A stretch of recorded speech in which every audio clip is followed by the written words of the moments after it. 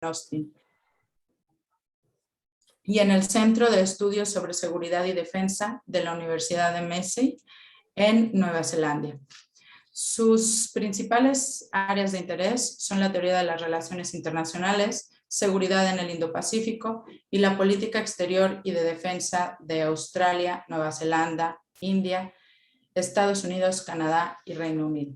Bienvenidos. Pues bueno, para dar continuidad con nuestro evento, daremos un espacio de 15 minutos para exponer sus ideas a cada profesor, iniciando por el doctor Arturo Santa Cruz.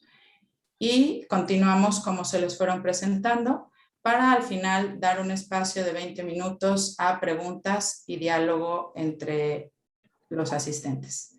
Si les parece, pues bueno, damos inicio. Profesor, adelante.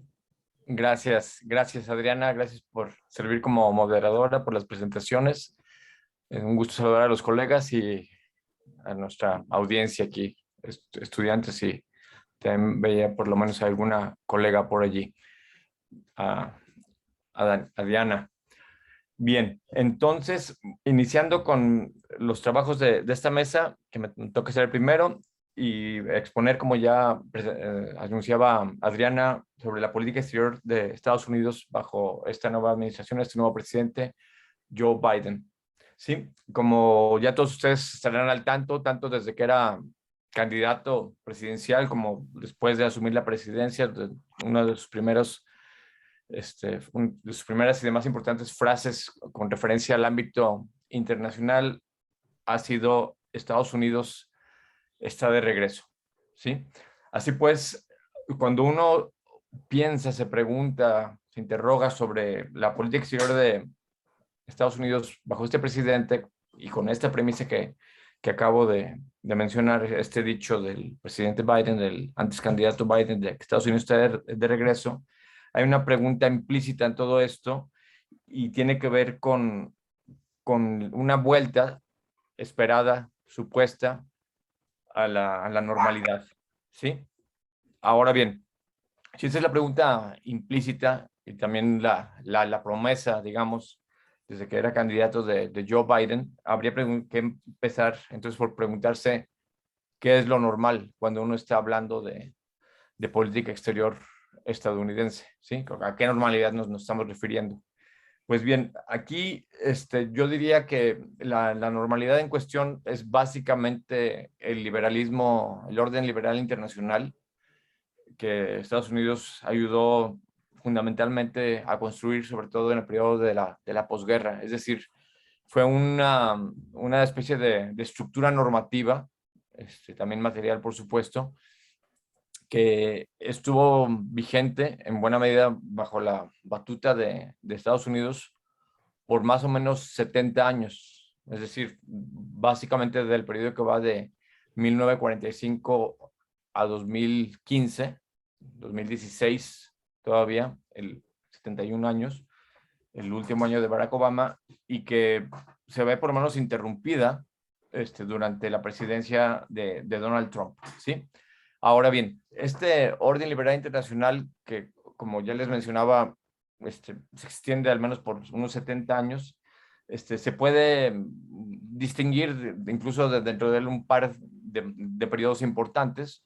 Uno, el de la llamada Guerra Fría, que iría más o menos del cese de las hostilidades en la Segunda Guerra Mundial en el 45 hasta el derrumbe, el colapso del bloque soviético por ahí del año 90 del siglo pasado, ¿sí? Ese era un primer periodo, digamos, el fundamental, porque existía esta rivalidad muy especial, muy particular entre estas dos superpotencias, hasta que una de las dos, la Unión Soviética, terminó finalmente por hacer implosión. Y el segundo periodo, y ya básicamente a partir de esta implosión, incluyendo la década de los 90, a la que se le llamó el momento unipolar, básicamente hasta 2016, durante toda la presidencia de Barack Obama, a la que me refería anteriormente. Ahora bien, esta periodización al interior de esos 70 años tiene sentido porque uno podría argumentar que en el segundo periodo, es decir, del 90 para acá, los últimos 30 años básicamente, se agudizó, por así decirlo, o fue más pronunciado el momento, las pretensiones liberales internacionalistas de Estados Unidos, y en ese sentido, también este sentido de misión en otras latitudes, lo que uno podría argumentar, pudo haber alentado tanto reacciones de otros países, y que habría que pensar sobre todo en Rusia, ¿sí? Como el desgaste propio de la política exterior tradicional de Estados Unidos. Entonces, en ese sentido es que, digamos, este periodo, el final de la era Obama, de sus 8 años en el gobierno, de alguna manera servían de plataforma para el cambio que quiso impulsar Donald Trump, ¿sí? Entonces habría que preguntarse cuál fue el cambio, ¿sí? Es decir, cuál fue la suspensión de la normalidad de la que Estados Unidos y el mundo estábamos acostumbrados en estas 7 décadas de orden liberal internacional. Pues bien, la política exterior bajo Donald Trump fue una que fundamentalmente flaco favor le hizo tanto a su país como al orden internacional, ¿sí? Y digo que flaco favor le hizo a su país de entrada porque al final de su periodo, como muchos analistas, el propio presidente Biden, cuando estaba cerca de tomar el poder, decía, para 2020, Estados Unidos era un país menos poderoso de lo que era 5 años atrás, ¿sí? Y en eso, digamos, hay consenso.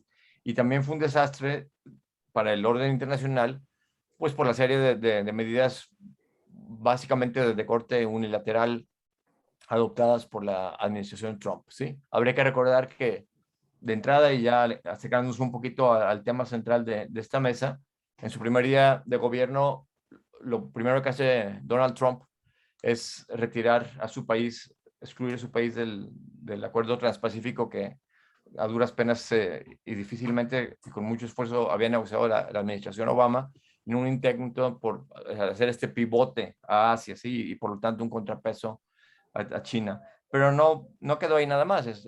La presidencia de Trump sacó a su país también del acuerdo de París, amenazó con terminar el Telecán, el Tratado de Libre Comercio de América del Norte, del que éramos parte, ahora ya tenemos una nueva versión. Decía él que era el peor tratado jamás firmado por un país, cosa por supuesto completamente falsa. Sí, atacaba no solamente a los tradicionales adversarios de Estados Unidos, sino a sus propios aliados. Habrá que recordar las disputas que tuvo con la OTAN, por ejemplo, con los miembros de la Organización del Tratado del Atlántico Norte, esta alianza de seguridad fundamental en el orden liberal internacional de la posguerra, y también las agresiones que le valió la Unión Europea, sí, e incluso el fomento que hizo él de la salida del Reino Unido, que finalmente se concretó el famoso Brexit. Es decir, llevó a cabo una serie de medidas disruptoras pues, del orden internacional. Otro paso para atrás, se me olvidaba mencionar, el acuerdo para la limitación de armas nucleares con Irán también lo echó para abajo, ¿sí? Sus disputas en el orden, en el ámbito, digamos, de política económica, particularmente comercial, con una serie de países, no solo China, con quien empezó esta guerra comercial, sino también incluso con aliados, como decíamos ya, con la Unión Europea, con Canadá, con México. Hasta Canadá terminó utilizando o argumentando que era una amenaza para la seguridad nacional de Estados Unidos. En fin, esta serie de política exterior desastrosa, en tanto en el ámbito diplomático como en el económico, es lo que significó la presidencia de Donald Trump, ¿sí? Y si bien Estados Unidos nunca se pegó al script, por así digamos, al libreto del orden liberal internacional, en el sentido, por ejemplo, de ser un país que aceptara el orden multilateral y se comprometiera con él, más o menos, de alguna manera, se apegaba al libreto, ¿sí? Cosa que dejó de suceder definitivamente con Donald Trump. Simplemente quiso echar todo por la borda, ¿sí?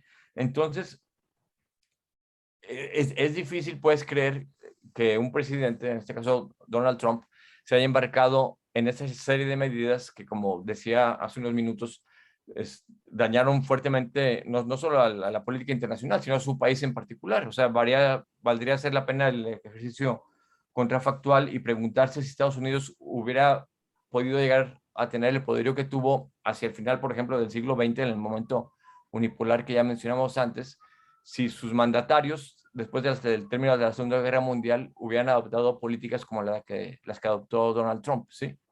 Evidentemente, pues, la respuesta yo creo que sería negativa, ¿sí? O sea, Estados Unidos se convirtió en una especie de líder, primero de un bloque, ¿sí? El bloque occidental, y después básicamente mundial, en buena medida porque tenía credibilidad. Y esa credibilidad es la que perdió el país con Donald Trump. Y aquí va a estar entonces el meollo del asunto, y me voy acercando ya al final de mi presentación para no excederme en el tiempo.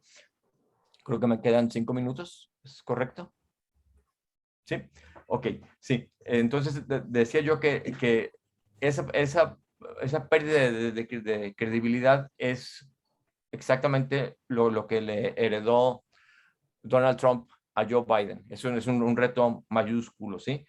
Entonces, Joe Biden está tratando con esta frase de Estados Unidos está de regreso, de volver en cierto sentido a la normalidad, sí, y aquí es claro, por ejemplo, con el reingreso de Estados Unidos otra vez al Acuerdo de París, el reingreso de Estados Unidos a la Organización Mundial de la Salud, la nueva relación que está teniendo con los miembros de la OTAN, de la Unión Europea, incluso con sus vecinos, etcétera.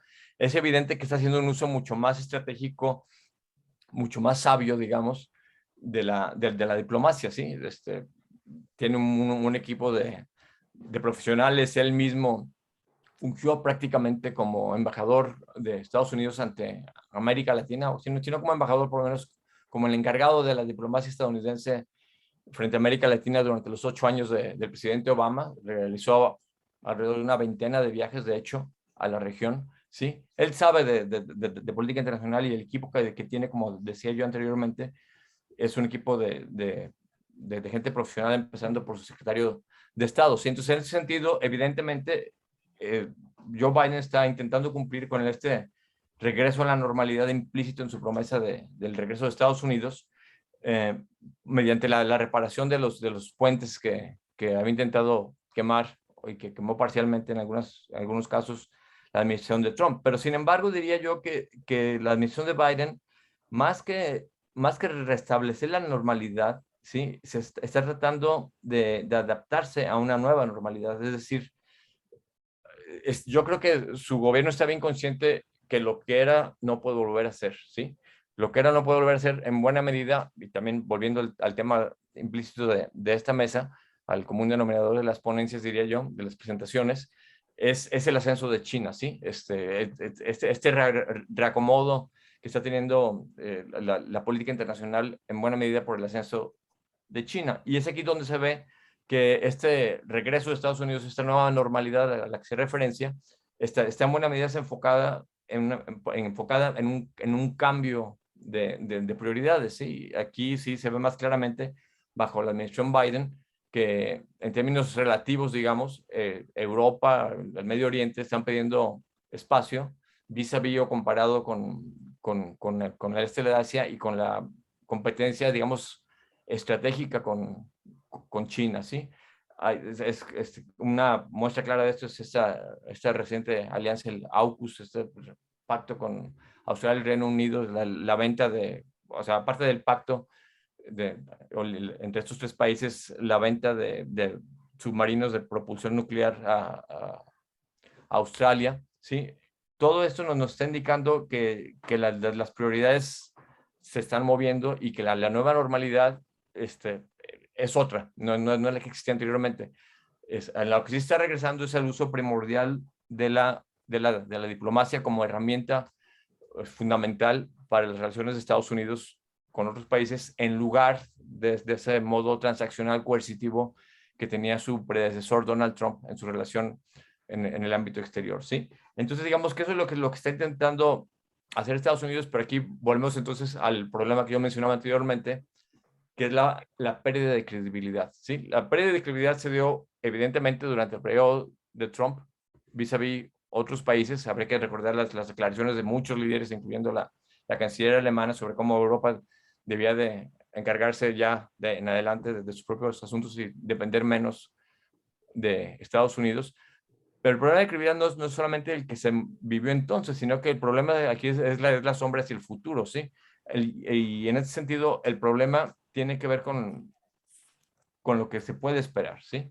Es decir, ¿quién asegura a los socios de Estados Unidos, a sus aliados, que en el 2024 no vamos a tener un Trump Redux o una reedición de Trump o de algún personaje similar a él, y con ello una vuelta a las políticas trumpistas que, como decía anteriormente, dieron al traste con lo que fue la normalidad en la política exterior estadounidense durante 7 décadas, ¿sí? Entonces, buena parte de la cuesta arriba que tiene que enfrentar, que subir la administración de Joe Biden, el gobierno de Joe Biden, tiene que ver con este problema de credibilidad por parte de otros países hacia lo que puede pasar en Estados Unidos, pero que tiene sus fundamentos, a final de cuentas, en el ámbito interno, ¿sí? Es decir, mientras la sociedad de Estados Unidos esté tan polarizada y el Partido Republicano tan radicalizado, ¿sí?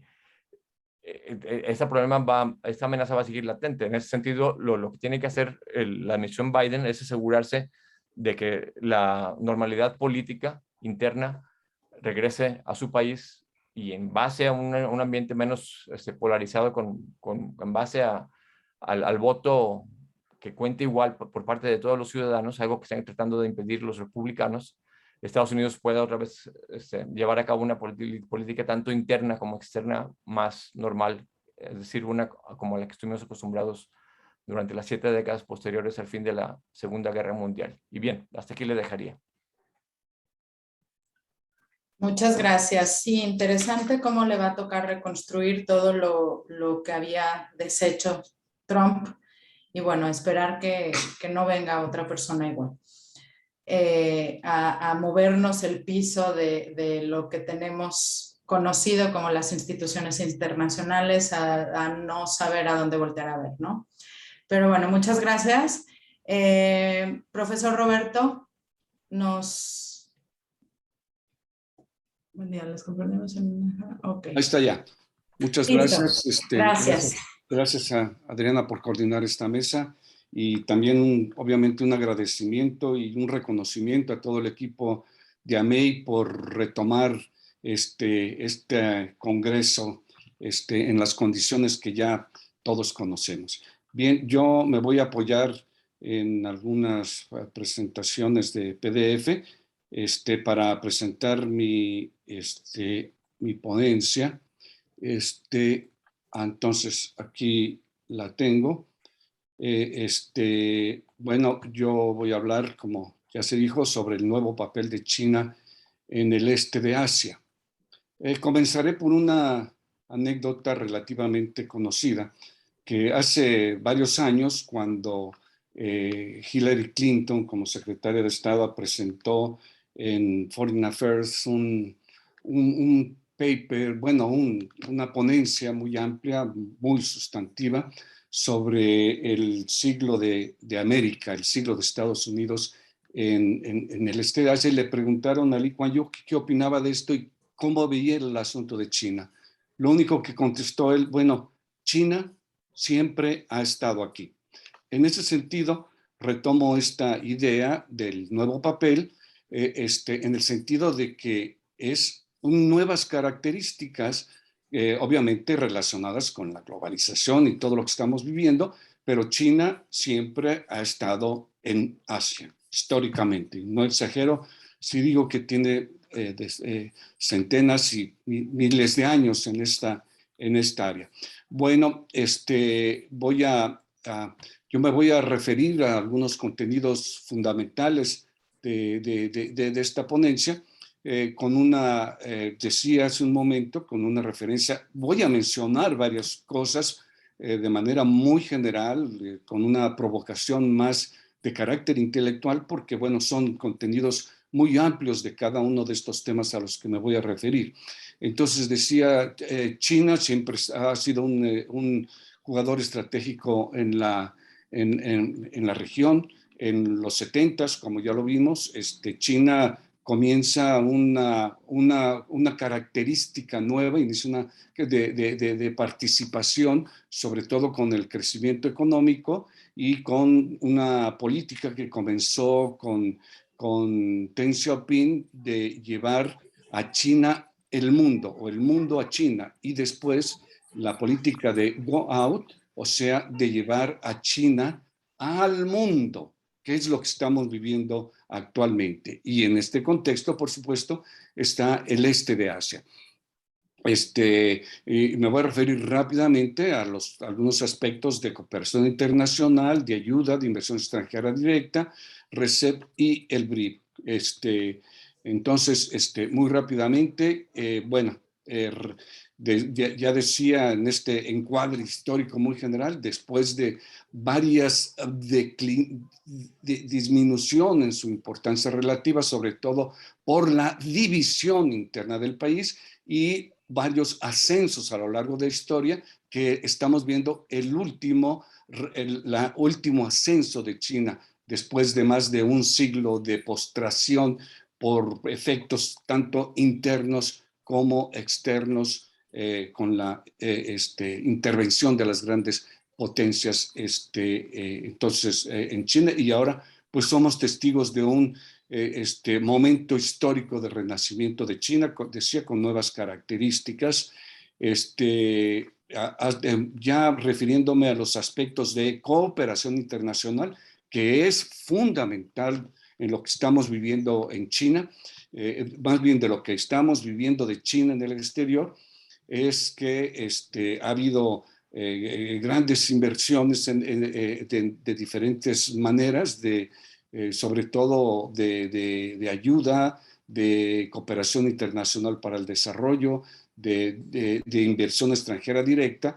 Lo importante que vale la pena resaltar aquí es que en términos de la ayuda al exterior, solamente, y lo digo solamente, el 36% de alrededor de 41.800 millones de dólares que publican algunos libros blancos de China sobre la cooperación internacional, el 36.8% se destina a los países asiáticos. Después, bueno, como vamos a ver aquí, le sigue principalmente, después de Asia, le sigue América Latina con apenas el 7.2% o 7.3%, pero como es de todos sabido, es la principal área de ayuda por parte de China ha sido y sigue siendo África. Durante la COVID-19, como es también conocido por la prensa internacional, la actividad de cooperación internacional de China en este campo ha sido muy sobresaliente en muchos de los países.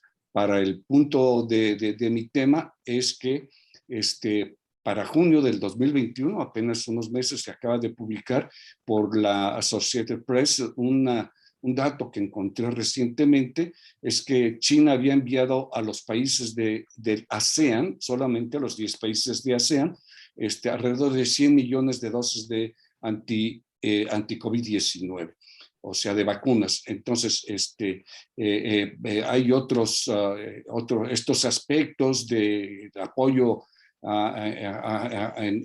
para contrarrestar la COVID-19 es muy controvertido, lo vemos también en América Latina, en México y en todas partes del mundo. Y realmente, bueno, hay que analizarlo con mucho cuidado, también esta controversia, porque el asunto se ha politizado por diferentes fuerzas e intereses internacionales, pero hay que seguirlo de cerca a quien le interese temas más específicos. Y voy a la inversión extranjera directa de China, que es hasta, de acuerdo con datos chinos, pues son realmente quien puede organizar y difundir esta información, es que la inversión extranjera directa de China había alcanzado los 153 mil millones de dólares hasta finales del 2020. Solamente situándose por abajo de Estados Unidos en términos históricos. Lo importante es que la inversión extranjera directa de China ahorita representa el 20% del volumen total a nivel mundial. De estos, también cabe resaltar un aspecto que se relaciona con esta política de go out de China, de ir al mundo, es que en los países de la ruta del BRI, de la iniciativa de la Franja de la Ruta, China ha invertido 22.540 millones de dólares, lo cual es sobresaliente, muy importante, que representa representó un aumento interanual del 20%, pero lo importante resaltar, les decía, es que en Estados Unidos las empresas de China han invertido 38 mil millones de dólares y ya no hablamos de los áreas, ¿cómo se llama? Paraísos fiscales, que es toda otra cuestión internacional. Entonces, lo importante también aquí resaltar es que en términos de ingresos de inversión extranjera directa y de egresos de inversión extranjera directa, están muy, muy, muy, muy cerca uno de otro. Quiero decir, lo que China recibe, que es de los principales receptores a nivel mundial, diríamos, las cifras son muy, muy similares. Y paso a otro tema, el RCEP, el Regional Comprehensive Economic Partnership de China, que es precisamente este proyecto o esquema de integración que ha promovido en el contexto de la ASEAN, aquí dándole el juego institucional a la ASEAN, pero siendo el líder realmente evidente de este proyecto de integración que está casi ya por entrar en vigor.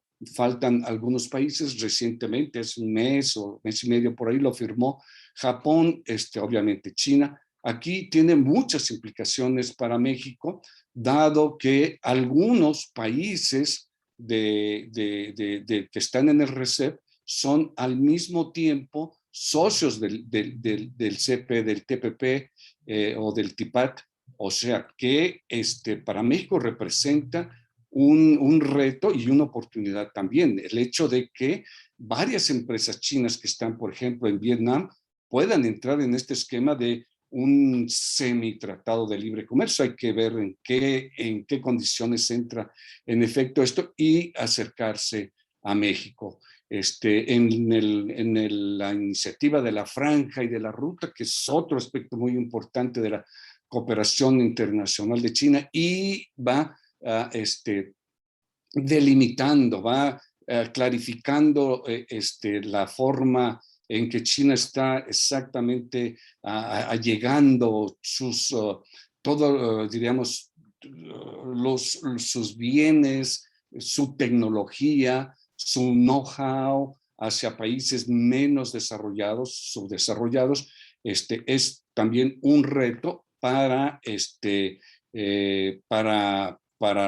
en este momento, para varios países que son receptores de la inversión china, y también para otros que tradicionalmente, como son Estados Unidos y las grandes potencias, que ven en China un peligro a través de este esquema. Bueno, este es un cuadro que difícilmente se ve, pero también retomando el tema central de mi ponencia, es que aquí están las cifras de cuánto está invirtiendo que en el este de Asia, que es uno de los áreas donde más se ha invertido por parte de China.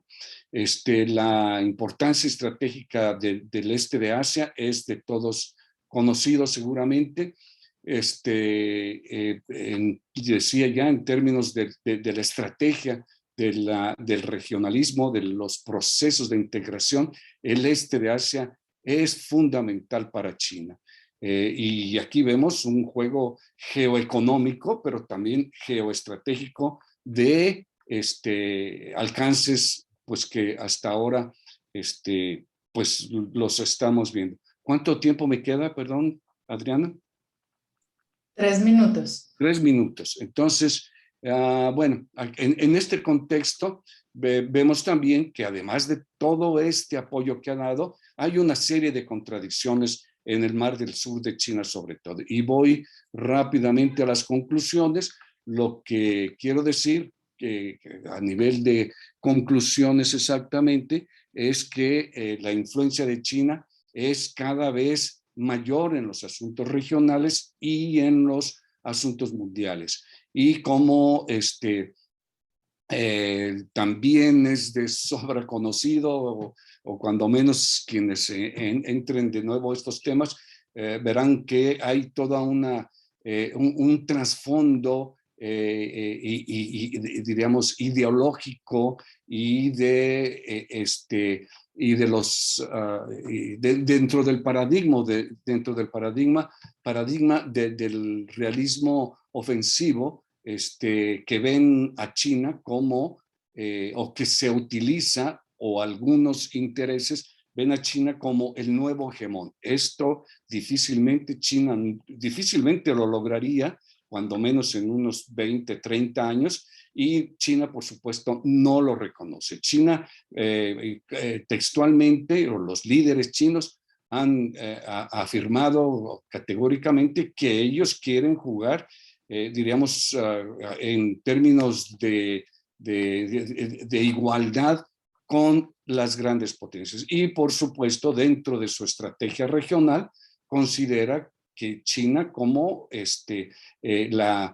consolidarse en Asia, que es uno de sus objetivos, y en ese sentido es lo que crea temores para quienes ven con reticencia este ascenso de China en todos los aspectos. Entonces, en los aspectos económicos, político-estratégicos, desarrollo tecnológicos, el 5G, toda esta cuestión que engloba esta participación de China en el exterior, pero recalco, quiero nada más reforzar la idea de que el área del este de Asia es fundamental para China, y que para México hay que tener mucho, hay que seguir muy de cerca esto, que parece lejano, pero está mucho más cerca de nosotros de lo que nos imaginamos. Muchas gracias, termino aquí.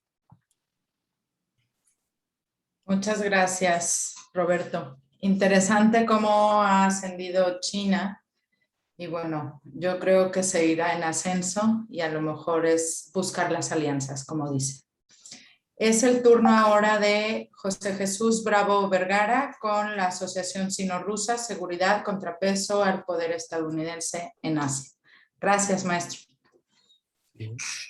Muchas gracias por la presentación, Adriana.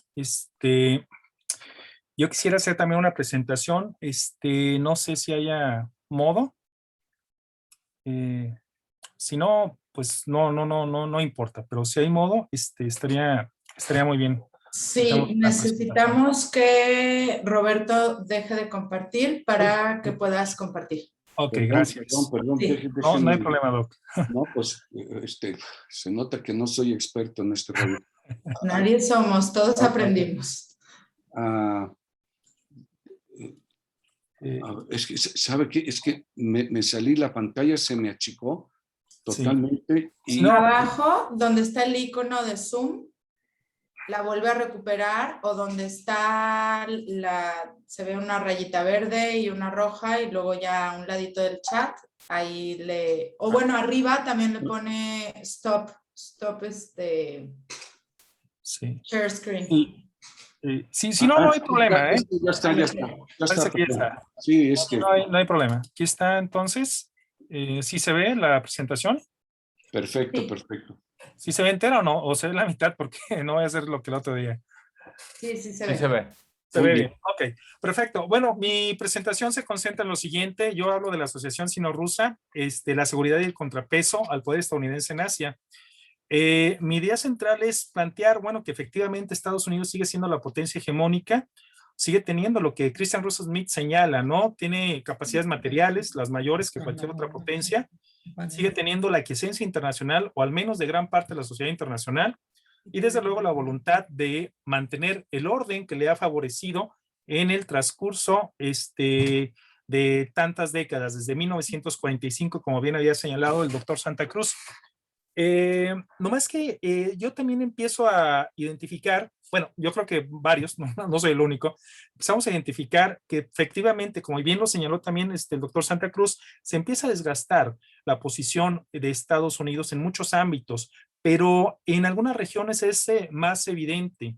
Sí, especialmente estaríamos hablando precisamente de esta zona de Asia Central y en alguna zona en Asia del Este, precisamente. Durante la etapa de Barack Obama, Estados Unidos, o él asume que Estados Unidos debe de retomar un gran interés de nueva cuenta sobre la región Asia-Pacífico. Señala que es una prioridad estratégica, eso lo hace en una visita en Australia, y menciona que durante su administración menciona o crea una dinámica muy interesante con el fin de contener a la República Popular de China, también como ya se señaló anteriormente, en dos ámbitos.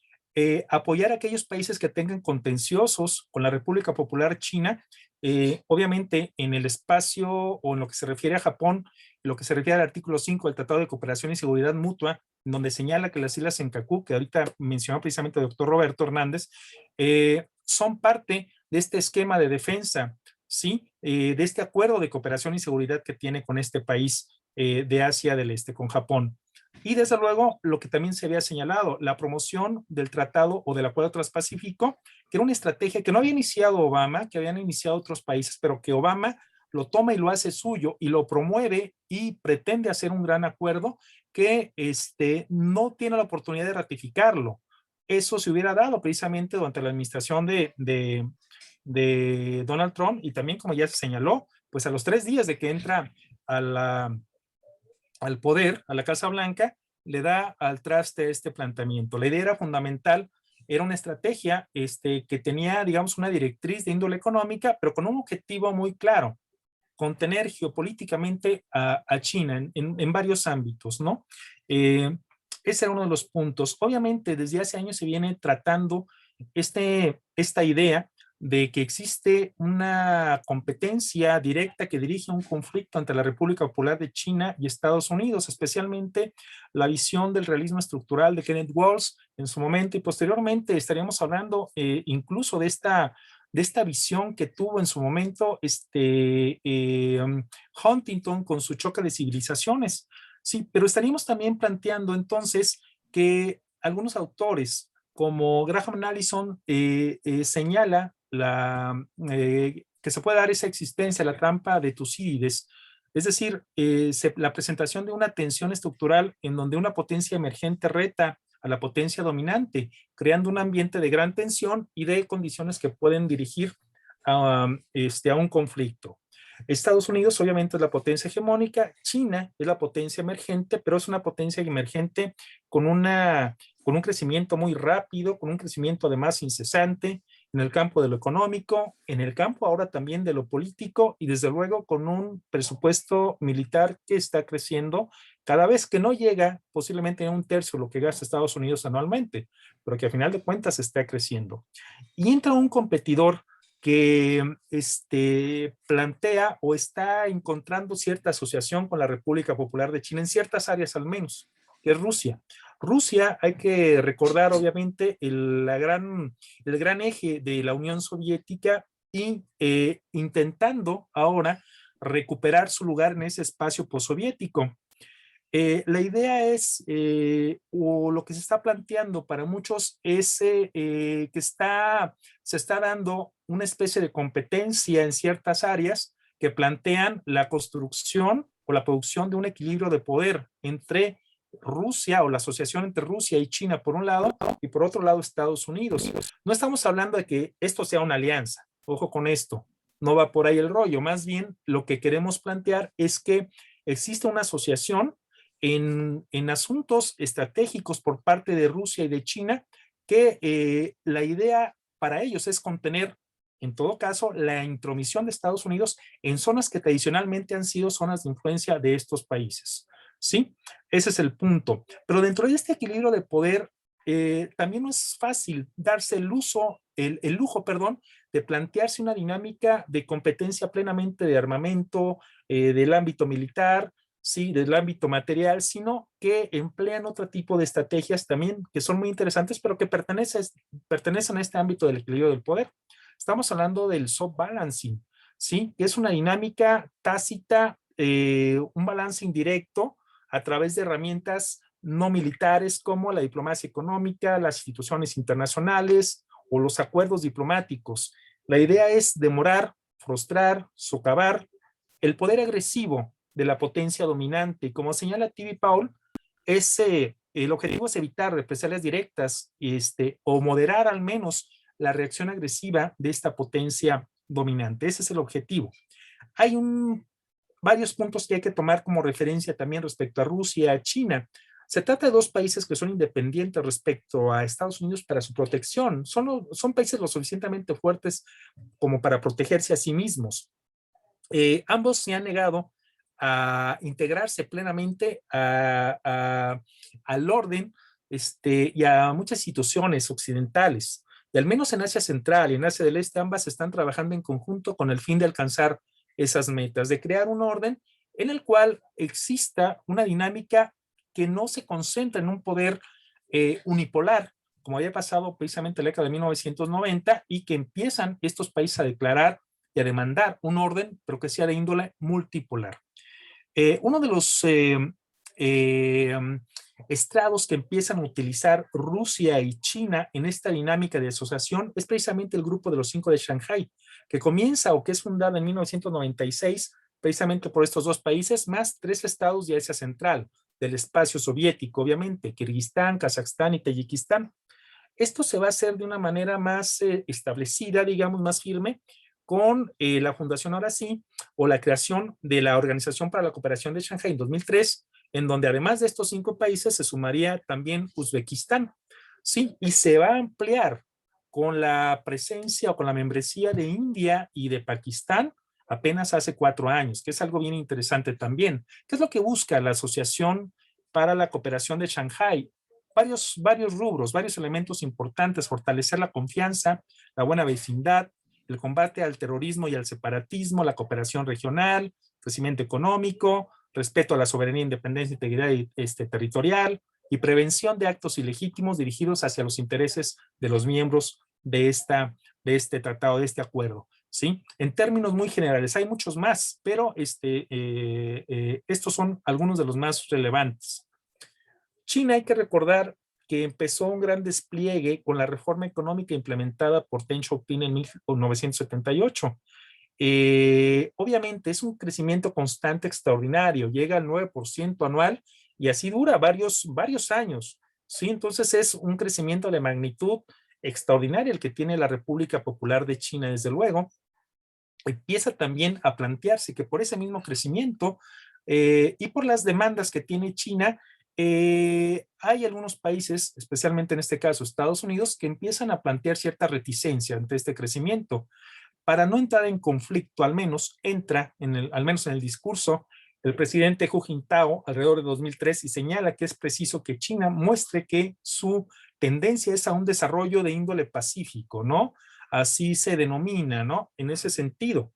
No quiere decir que realmente lo sea o no lo sea, simplemente es el discurso que pretende, porque lo que quiere evitar China es rivalidad abierta con las grandes potencias, en especial con Estados Unidos. Sin embargo, a pesar de que había mantenido, digamos, una dinámica de una política, digamos, exterior de un perfil bastante regular, por llamarlo de alguna manera, si no es que bajo, lo que hace Xi Jinping cuando entra es plantear una idea muy clara que él tiene: hacer a China grande otra vez, y lanza entonces esta propuesta centrada en la antigua ruta de la seda, que va transformándose, va, digamos, perfeccionándose, por decirlo de alguna manera, con The New Silk Route, y luego el OBOR, y luego el BRI, The Belt and Road Initiative, que es algo bien interesante a final de cuentas, y que pretende reestructurar con base en una gran inversión, una superestructura centrada precisamente en reconstituir esa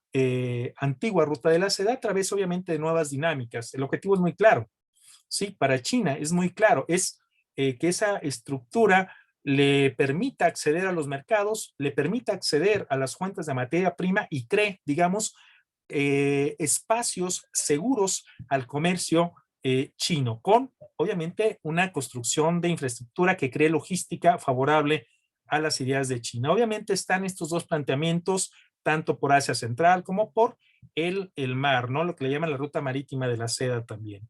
Esa es la proyección que tiene China. Por su lado, Rusia está implementando desde 2014 lo que es conocido como la Unión Económica Euroasiática. Es interesante porque pretende reunir a algunos países al menos, o algunas antiguas repúblicas de la antigua Unión Soviética en este armazón económico, ¿sí? En una primera instancia fueron Rusia, Bielorrusia y Kazajstán, y posteriormente se unieron Armenia y Kirguistán entre 2014 y 2015. La idea es fundamental, crear características de mercado común, ¿sí? Cooperación comercial y económica, lazos históricos, culturales, obviamente ayudarse en la resolución de conflictos y desde luego establecer una unión económica en un momento determinado.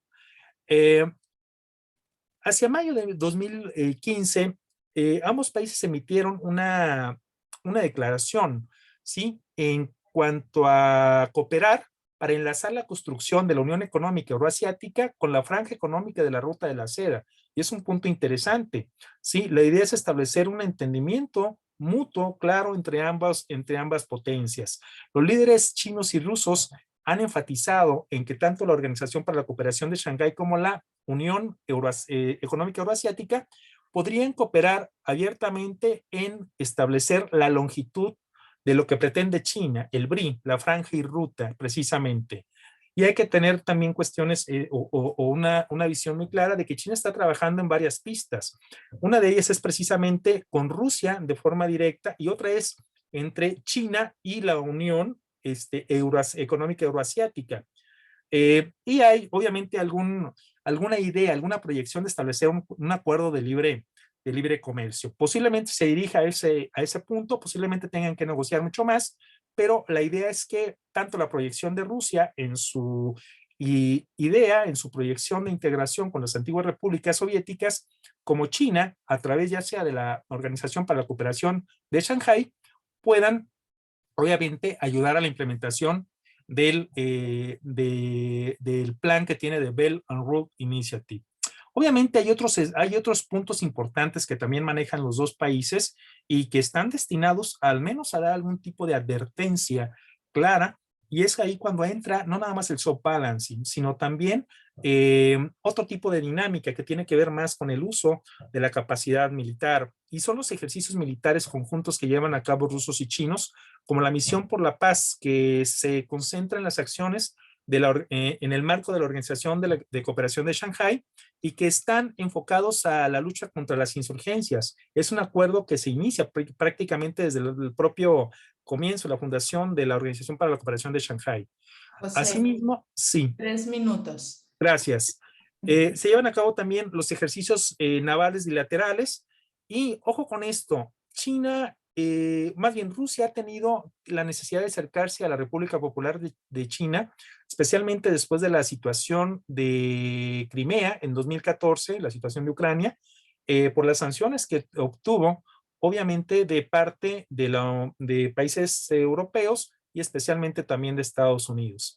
Sí, otra situación que se presenta es los ejercicios Vostok, sí, que es el mayor despliegue de ejercicio militar que ha hecho Rusia junto con China. Rusia moviliza 300,000 soldados, China 2,300 soldados, y también hay algunos contingentes de Mongolia precisamente. Aquí el punto se presenta en que hay una magnitud del poder ruso y chino que en su conjunto crea incertidumbre en la perspectiva estadounidense, ¿sí? Y ahora con la salida de Estados Unidos de Afganistán, esta situación se vuelve muy importante porque se lleva a cabo otro ejercicio militar en agosto y ahora pues ellos han entrado en un buen contacto con el gobierno talibán en Afganistán, tanto rusos como chinos, y obviamente han aplaudido abiertamente la salida de Estados Unidos de este país centroasiático.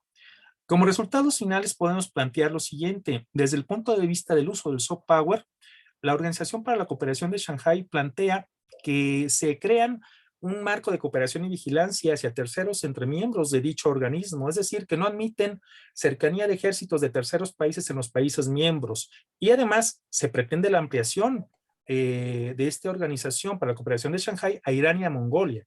Son dos países, especialmente Irán, que no tiene una buena relación, más que Mongolia. Irán no tiene una buena relación con Estados Unidos. Obviamente, la integración de la Unión Económica Euroasiática en torno a Rusia también plantea la recuperación de influencia para Rusia. El BRI también marca esa pauta para la República Popular de China y son los puntos centrales. En el caso de la visión del hard power es algo interesante.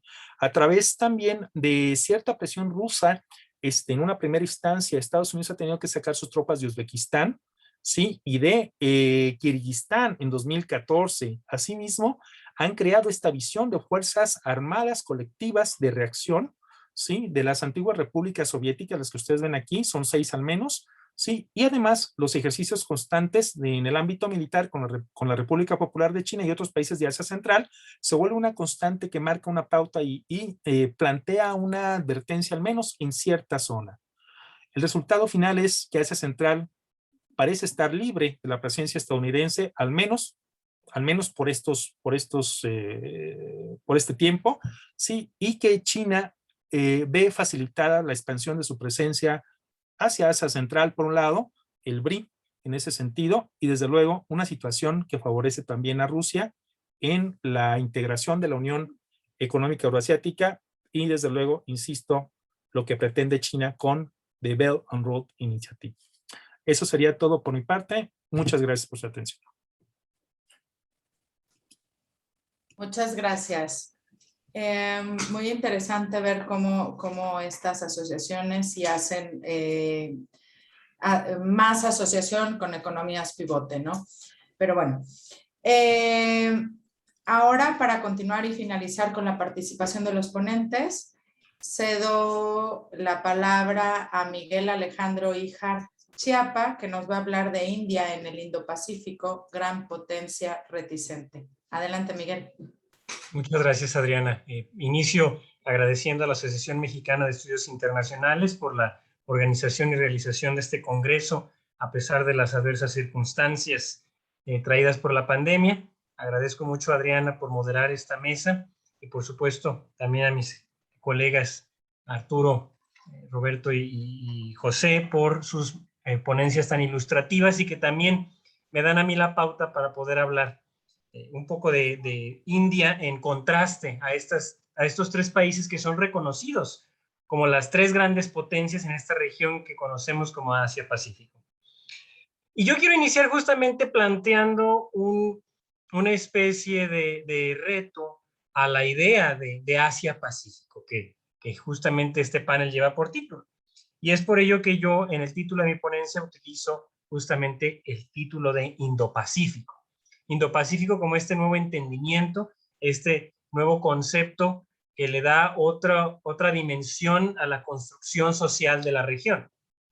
Y es que esta idea del Indo-Pacífico, si bien hasta hace unos años no figuraba en las discusiones académicas, periodísticas ni estratégicas, hoy es parte del argot cotidiano, sobre todo de los líderes políticos y militares en la región. Ahora si escuchamos los discursos de Joe Biden, de la primera ministra de Nueva Zelanda, el primer ministro de Australia, el primer ministro de Japón, el de la India, varios de los mandatarios de la Asociación de Naciones del Sudeste Asiático, veremos que se refieren a la región justamente como el Indo-Pacífico y no como Asia-Pacífico, un concepto que en cambio China y Rusia siguen utilizando, prefieren y que incluso les ha llevado a criticar la idea del Indo-Pacífico y decir, como lo dijo el ministro de Exteriores chino Wang Yi, que es como la espuma del mar, que simplemente va a llegar, se va a hacer y después se irá. Pero parece ser que el concepto del Indo-Pacífico ha tomado fuerza. Y una de las razones por las cuales ha tomado fuerza tiene que ver justamente con el país que concierne a mi ponencia, que es la India.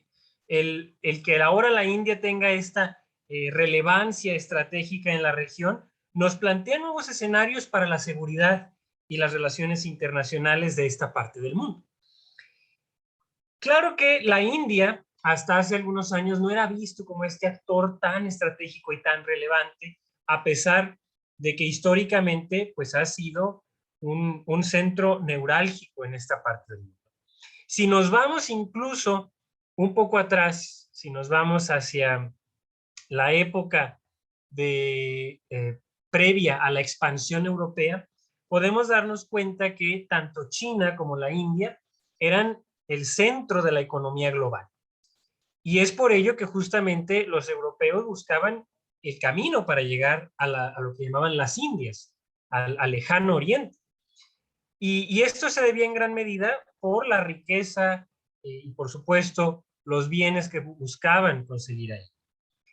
Si bien India como tal, como la conocemos hoy en día, no existía per se previo a la expansión europea, pues no hubo ni un solo imperio que lograse conquistar ni unificar por completo todo lo que hoy conforma al subcontinente indio, ni siquiera el imperio mogol. Tras la independencia de la India con la retirada del imperio británico, pues se va configurando ya una India unificada con una perspectiva muy diferente. En la época de la posguerra, en la época de la Guerra Fría, India buscó quedarse fuera de las dos grandes esferas de influencia, tanto de los soviéticos como de los estadounidenses, y trataba de jugar con ambas, de aprovechar las relaciones con ambas grandes potencias, pero siempre distinguiéndose como uno de los países líderes del llamado movimiento de los no alineados. Especialmente esto gracias a la política exterior del primer ministro Jawaharlal Nehru, que pues es considerado uno de los grandes, si no el más gran primer ministro y uno de los padres fundadores de la India. Y entonces a partir de ello se fue configurando esa visión de una India que buscaba mantenerse no alineada y no caer en las confrontaciones de la Guerra Fría. Una vez terminada la Guerra Fría en 1991, para la India queda claro que tiene que reacercarse, tiene que replantear su posición. Obviamente con la desaparición de la Unión Soviética, se plantea una nueva realidad internacional para la India y es por eso que a partir de 1991 comienza una nueva visión. Una visión que se llamó la política de mirar hacia el este. Por un lado, la India buscó acercarse a Estados Unidos, que era este nuevo gran hegemón en el orden unipolar, como ya lo planteaba Arturo Santa Cruz, y entonces busca acercarse con Estados Unidos, pero al mismo tiempo empezar a mirar hacia el este, empezar a mirar a las economías bollantes del este asiático, Japón, Corea, la República de China, Taiwán, y por supuesto en los años siguientes a China, la República Popular China y las economías del sudeste asiático. Sin embargo, su política de mirar hacia el este se quedó más que nada en eso. Después, hacia el 2003, se expandió un poco el horizonte del este y comenzó también a voltear a ver a Australia y a Nueva Zelanda. Y esto fue haciendo que la India se involucrase más con los asuntos regionales. Para 2007 viene el momento de inflexión, que es cuando entra en la discusión esta nueva idea del Indo-Pacífico, que si bien es un concepto que ya ha sido utilizado para hablar de la región, e incluso desde el siglo XIX, no toma relevancia sino hasta el 2007, cuando justo un capitán de la Armada India empieza a proponer la idea del Indo-Pacífico, da una definición de este espacio geográfico, y esta definición también es adoptada ese mismo año por Shinzo Abe, el entonces primer ministro japonés, que en su visita a la India, en un discurso que da al Parlamento de la India, habla de la confluencia de los dos mares, del Pacífico y del Índico, y de la necesidad de que India y Japón junto con las otras dos grandes democracias, Australia y Estados Unidos, trabajen por construir un orden regional libre y abierto. A partir de entonces también forman el diálogo cuadrilateral de seguridad, que se conoce como Quad, y con esto empieza una especie de asociación informal entre estas cuatro potencias, que al momento China ve con ojos de recelo, da una queja diplomática a cada una de las capitales, y todos le responden a China diciendo, no lo tomes a mal, no es una asociación en contra tuya, aunque entre líneas pudiera leerse eso, simplemente es un intercambio de experiencias entre las cuatro democracias. Al año siguiente, el primer ministro australiano Kevin Rudd decide cancelar la participación de Australia en el Quad, lo anuncia el ministro de Exteriores en una visita a Beijing, y entonces por algunos años queda esta asociación volando.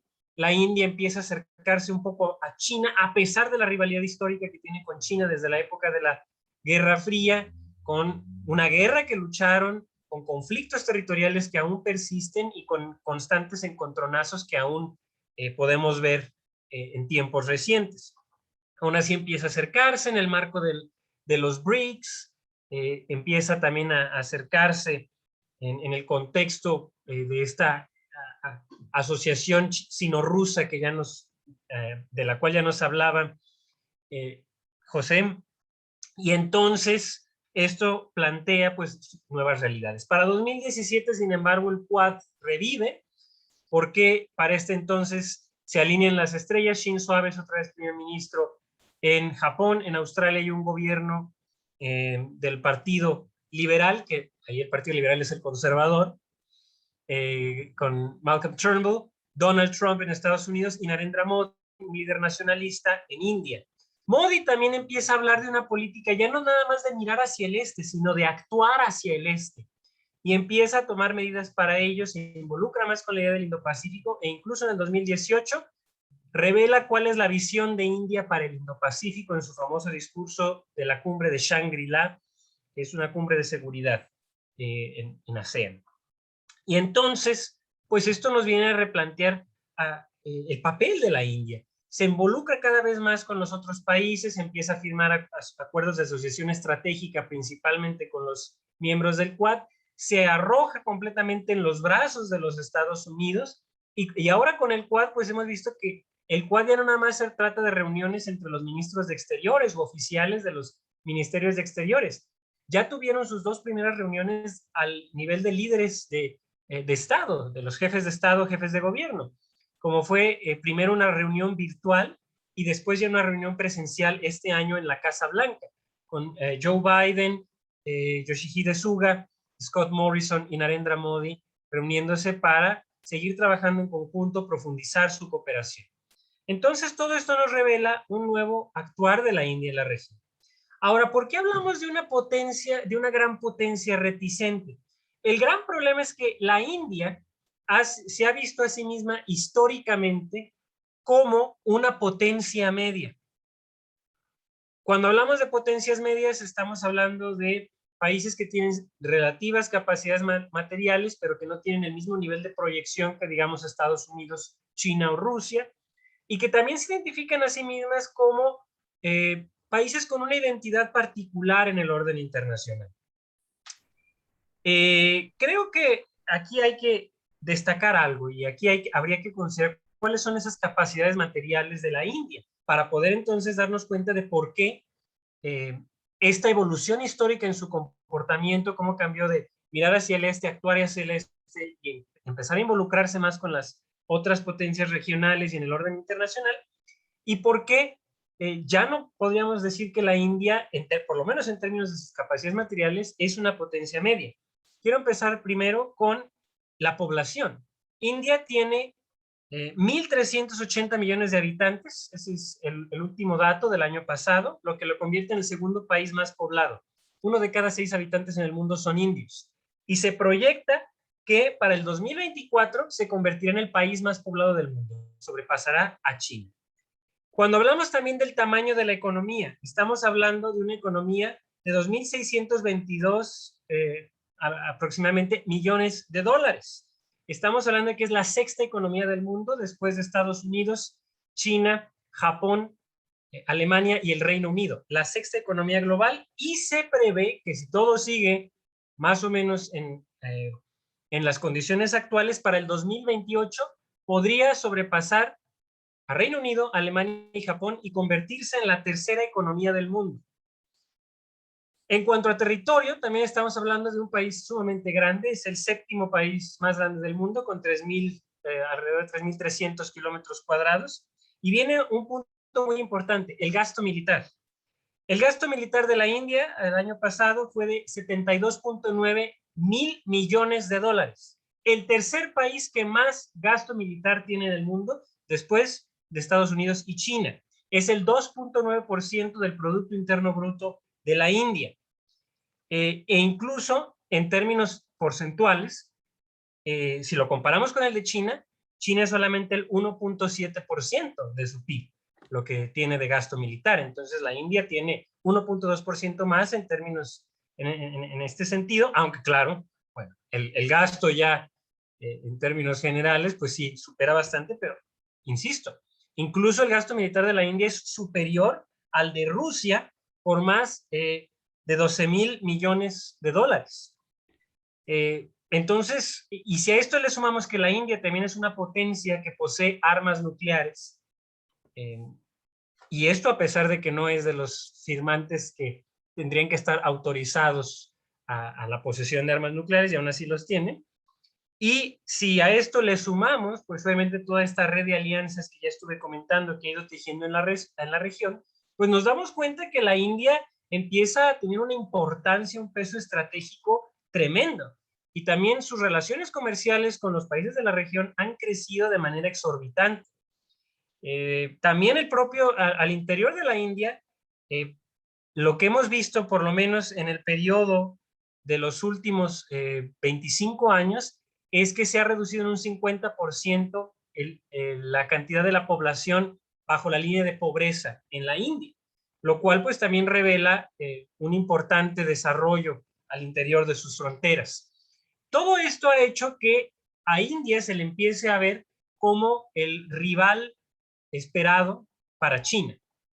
Se espera que Estados Unidos empiece un proceso de declive, que bueno, tenemos décadas hablando del supuesto declive estadounidense y no llega.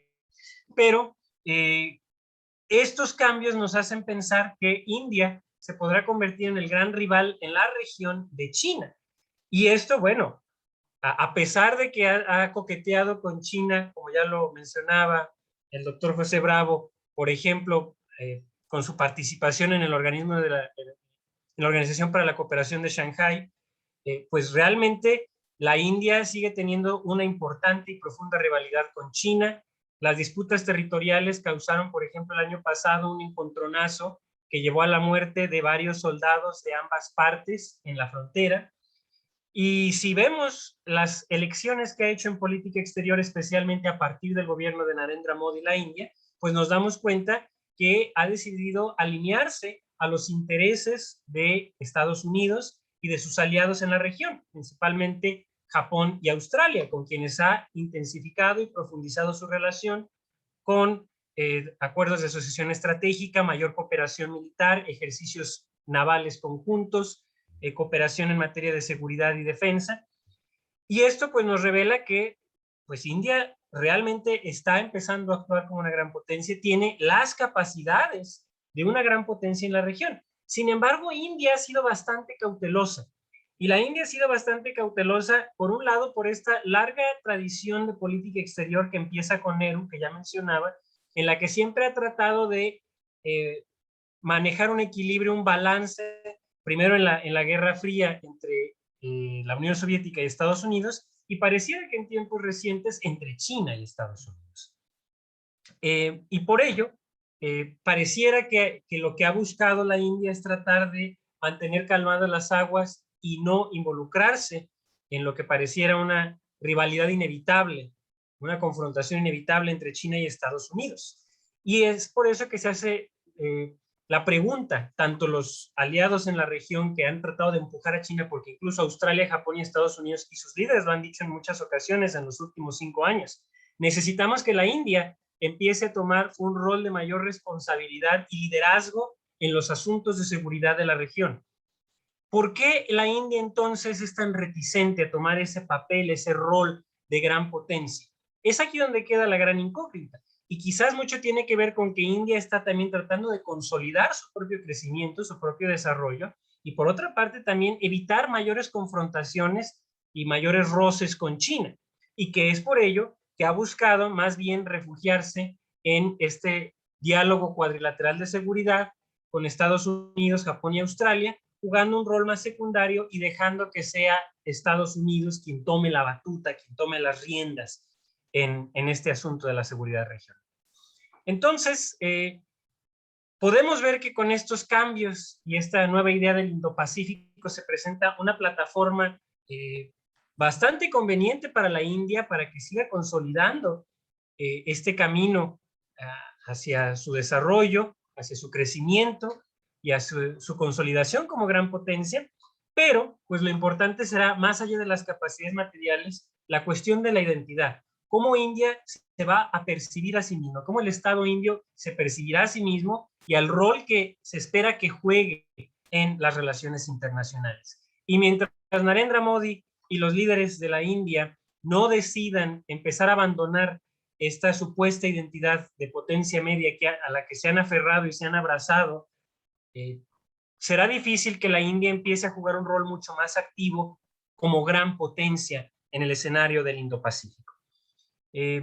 Hasta aquí lo dejaría para las preguntas y el diálogo. Muchas gracias. Muchas gracias, Miguel. Interesante tu participación. Y bueno, tenemos aquí una pregunta de Cintia. No, primero es Teresa Marín, perdón.